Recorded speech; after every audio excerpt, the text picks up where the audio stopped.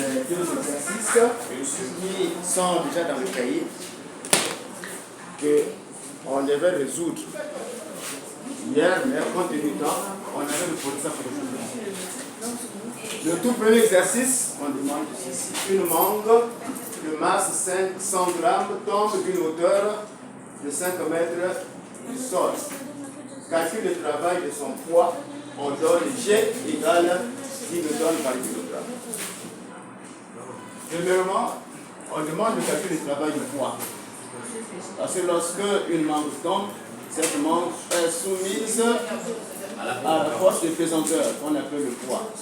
Mais comme la mangue tombe d'une certaine hauteur, suivez d'abord, alors le poids effectue le travail. WP est égal à MGH. En réalité, MG ici c'est le poids. Comme P égale à M fois G, et nous avons remplacé P par M fois G. H. Et comme je vous avais dit, il faut toujours indiquer les unités. Lorsque vous indiquez les unités sans repère, facilement, vous pouvez savoir que non, cette grandeur qui est là, ça va convertir. On se conforme aux unités qui sont dans la formule. Donc, la hauteur en mètres, G en newton par kilogramme, M en kilogramme et W en joule. Bien, si je mets WP, c'est pour dire que c'est le travail du poids. Donc, on peut mettre P, mais si je le mets, c'est pour que vous savez que non, c'est le travail du poids. Lorsque je regarde les données d'exercice, la masse est en grammes, mais puisque la formule exige que la masse peut être en kilogrammes, d'où il faut convertir. Vous avez vu le tableau de conversion. On peut reprendre ce tableau-là ici avec vous. C'est très important.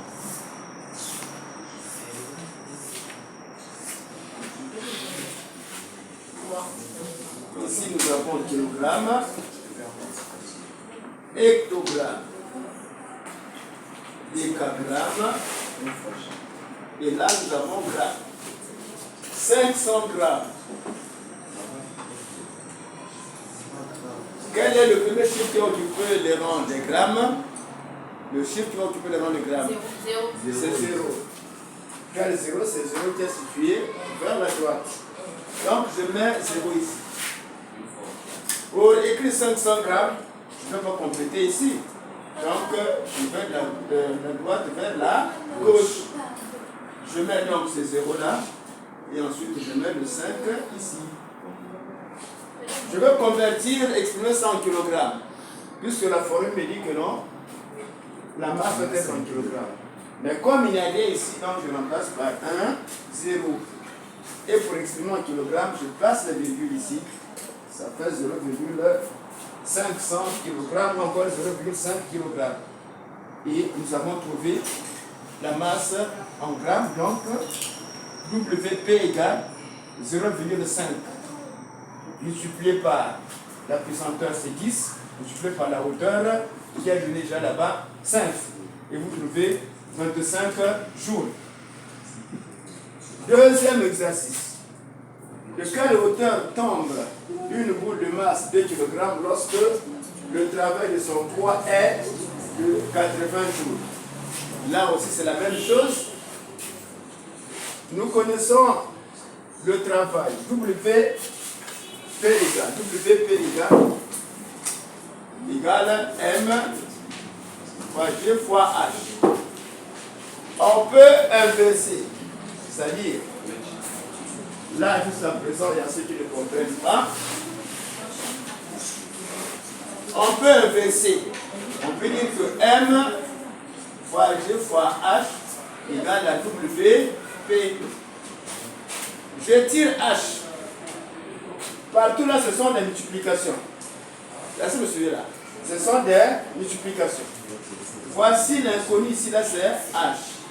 Donc, H est égal à W, P divisé par M fois G. Et c'est ce qu'elle a trouvé. Donc, le travail, c'est 80 joules, divisé par la masse, c'est 2 kg, multiplié par G. Donc, elle trouve 4 mètres. Voilà, de ce qu'il y a pour l'exercice. Maintenant, oui, allez-y, il y a une question. Excusez-moi, monsieur. Allez-y. Si dans l'exercice, on nous donne la force. Si on donne que la force, on donne le poids. Si on donne le poids. Une égalité. Oui. Par rapport à la force. Bien, ici, ça c'est autre chose. Nous sommes ici dans le travail du poids. Maintenant, si par exemple on vous donne une force, c'est-à-dire la force que vous exercez, la force musculaire, le travail que vous allez utiliser, W, est égal à F fois L. En fait, ici c'est pratiquement la même chose. Lorsque nous prenons le travail du poids, L est remplacé par quoi? La hauteur. La hauteur. Et F est remplacé par quoi? Voilà. C'est la même chose. Question. Est-ce qu'il y a des questions? On peut passer. Il y a des questions? Bon, donc recopiez l'exercice, les deux exercices. Recopiez, vous avez les cahiers d'exercice. Vous recopiez et puis nous allons passer. Gare au... C'est une police, hein? Regardez vous-même. Oh. Ici, nous avons une tige. Suivez. Nous avons une tige ici. Et là, nous avons, suivez, une autre tige qui est perpendiculaire à celle-ci. Donc, les deux tiges sont perpendiculaires et soudées. Qu'est-ce qu'on fait avec ça? Est-ce que quelqu'un peut avoir une idée sur ce dispositif-là? Oui, vous n'avez jamais vu ça? Lorsque, par exemple, il y a crevaison d'une voiture, on n'avait jamais vu ça? Ah, si, monsieur. Si on veut enlever, c'est-à-dire déboulonner, qu'est-ce qu'on fait? On utilise un dispositif qu'on fixe au boulon, n'est-ce pas? Et on fait